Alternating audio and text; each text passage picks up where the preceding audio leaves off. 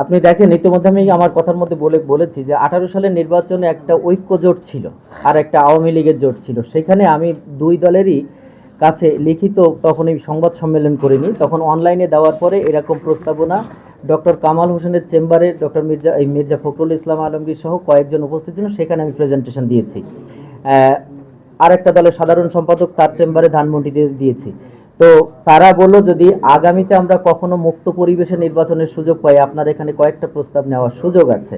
ইতোমধ্যেই আপনি জানেন যে বিএনপি যে ম্যানিফেস্টো তৈরি করছে, আমি যতদূর জানতে পেরেছি ইমাম মুয়াজ্জিম খতিব এটা তারা অলরেডি গ্রহণ করেছে, এবং বাকিগুলো এই যে আপনার তাদের এই যে ফ্যামিলি কার্ড কোত্থেকে এসছে এগুলো ডিটেলসে গেলে আপনারা বুঝতে পারবেন। প্রথম শর্তটাই ছিল সেখানে একটু নামটা ঘুরিয়ে এসছে।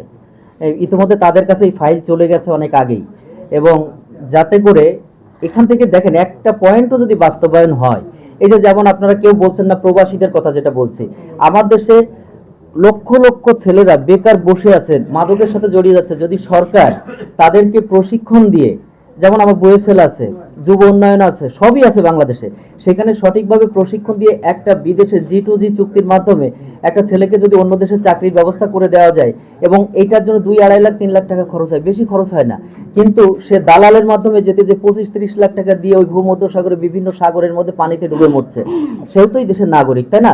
এই জন্য ওই পয়েন্টটা বললাম যে আমাদের দেশে যদি এই ছেলেদের প্রশিক্ষণ দিয়ে তারপর বিদেশে সরকারি ঋণ দিয়ে পাঠানো হয় এবং বলা হয় যে পরবর্তী তুমি যে 1 বছর বা 2 বছরে তুমি যে মূল যে টাকাটা তোমাকে দেওয়া হলো এটা মাসে মাসে আমরা ওই ব্যাংকের মধ্যে কেটে নিব, এত সুন্দর করে যদি একটু সরকার অর্গানাইজ করে, এই দেশে কোনো দরিদ্র মানুষ থাকবে? আমার ছেলেরা বিদেশে যে কি কোথাও পানিতে ডুবে মরবে বলেন?